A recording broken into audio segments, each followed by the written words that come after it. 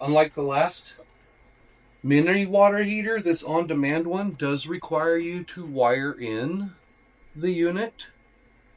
But as you can tell, it is so small and so simple.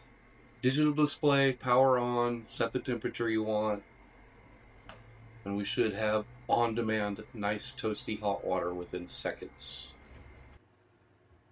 How's that? Yeah.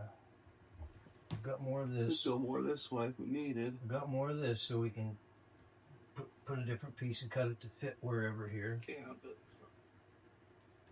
a little more leftish. Right there. Yeah, be sure to give us room. Give us room to work on the drain if we need to. Where's the stud to fasten it to, or do we need to? Yeah, you're gonna need one. I was hoping you'd have one right here. Maybe it's over here.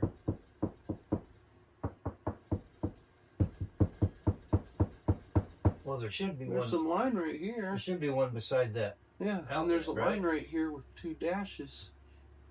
That could be what it is. That could be what I marked. So it does come with instructions. They're pretty basic. It kind of gives you the standards of operation, sizes of your wiring that needs to fit it, the size of the fittings, etc., and the basic operations.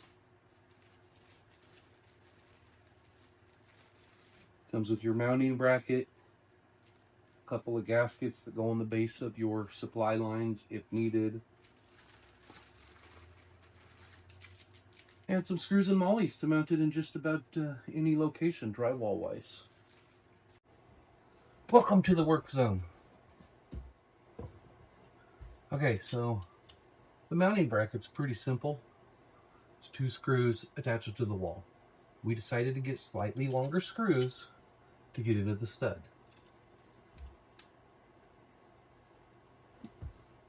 We pre-drill the hole right here to test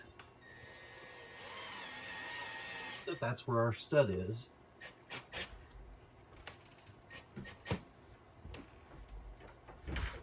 It's that simple.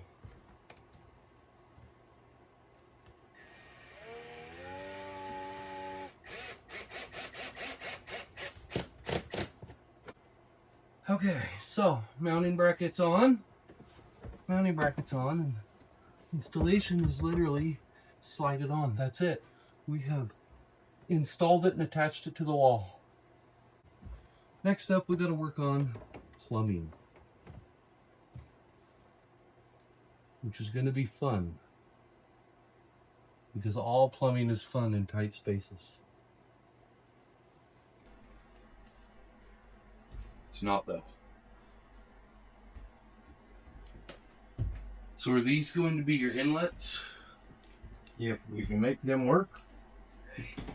We're gonna pull it off and test the inlets that my father has kindly provided.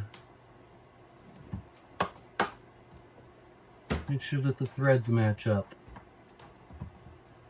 And it is a direct match because ThermoMate has already pre-planned that you would be using this at a sink connection. So it hooks directly up to 1/2-inch NPT, National Pipe Thread.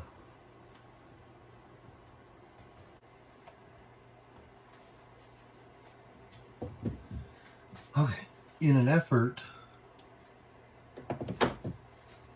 to make sure we have enough T's with the parts that are available up here, we've had to decide that we'd be removing this outlet. We're going to go with copper in, connect this from here. This is the outlet, goes to the shower. This is going to come up and into the hot water outlet, and then we're going to have another T or another line that comes out and follows this line. It goes directly to the hot side of the sink. So we'll remove this, reinstall a different part so that we're prepared. Hot out. Want me to hold it from the other side? Gaskets in the end, you guys can tell me. Is there a seal? My finger can't tell. Yeah, there's a seal. I see a black ring. Yep, I felt it with my pinky. As long as it wasn't your thumb. His thumb does not feel a lot. And an elbow.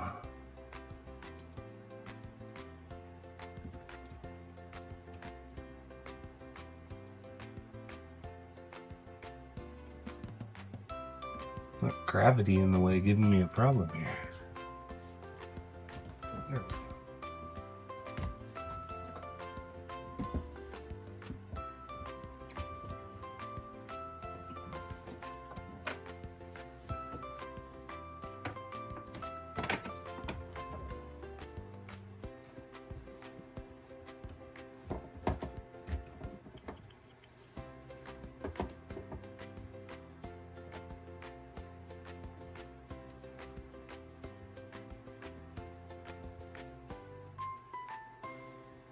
All right, turn the water on. Here we go.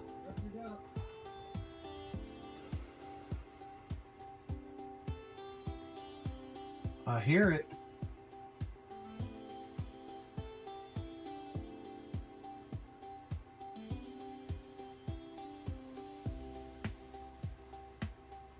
No drips so far, that's a good sign.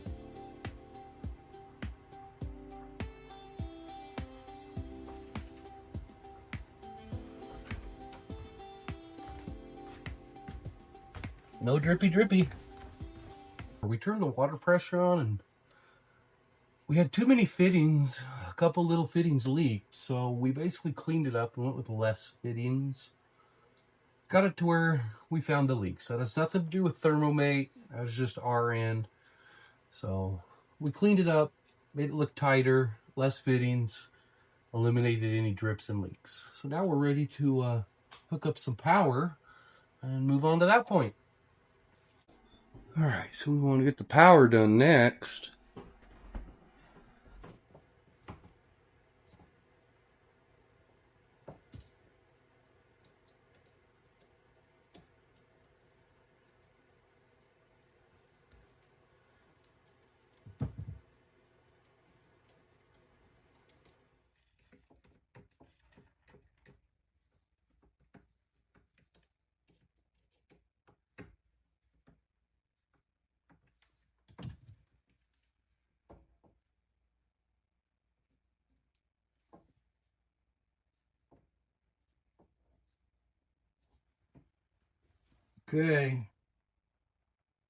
Okay, for testing purposes, we've set it up with a plug. We won't be using the plug on the wall because currently the wiring isn't rated, but we do have an extension cord with the proper rated wire. So now we should be able to just plug it in. And we got juice.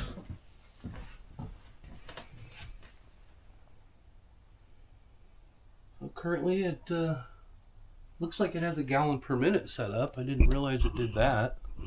That's cool. I don't know how well that comes through on the display because a lot of digital stuff doesn't come through. But what it's got, the power button, it says 0.0 gallon per minute. So we'll turn it on or off. I guess it was on. On. It says the water temperature in there right now was 62 Fahrenheit. Is that what that said? Yeah. And we've got the temp set up for 131. Seems a little toasty. Yeah, that's a little warm. Go down closer to 20. Oh, yeah, that might be pushing it. So we got it at 20. So you want even lower? Yeah, go 110. We're going to go 110 then. Really sensitive keypad. It's kind of cool. I guess it just automatically works.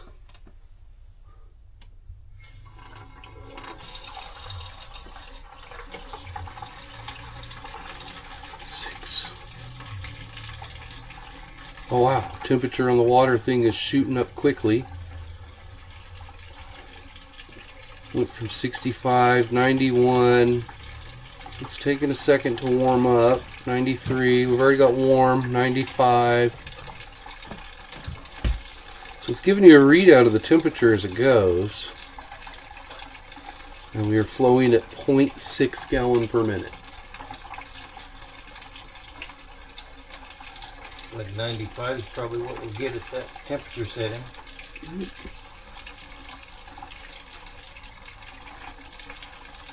Oh no.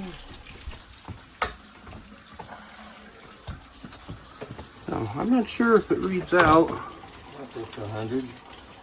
The display reads out. We're going to try it here.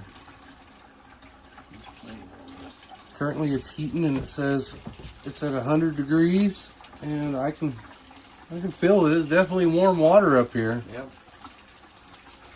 I'd shower in that. I could. And well,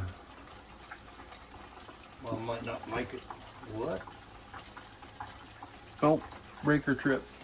I guess. Yep. Okay, so like I said, we're just doing a test run. If I had an RV adapter, I could plug it into 30 amp RV power out there. Yeah. We're just doing test run. It does work. We set it at 110. Like I said, we only have wire that we can get this a test run. We're going to do a permanent wire setup later on, correct?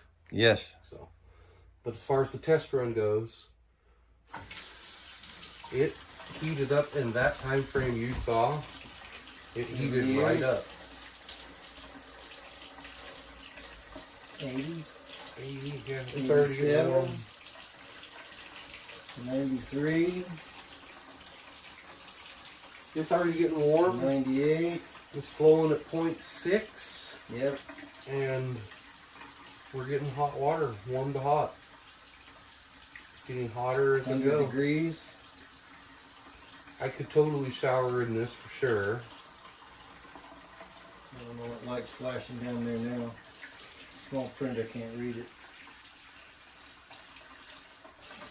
The light that's flashing says overflow, so that would be because we don't have enough power going to it. So we still have to put a breaker in, run our wiring, and he's going to have a dedicated box down here for it. That way he can use the GFI to set up a different outlet for up here, just because they kind of need it here and there at the cabin. But the simplicity, it went in pretty easily. The hardest part for us was dealing with the leaks from our lines. Had nothing to do with ThermoMate's setup at all. And I'd say that works pretty darn good, considering we don't even have the right size wire. Features in it are pretty cool. I didn't know it gave you a flow reading, and setting the temperatures, power on, up and down. Yep. This is going to work out super handy. Maybe we can have this completely done by hunting season. So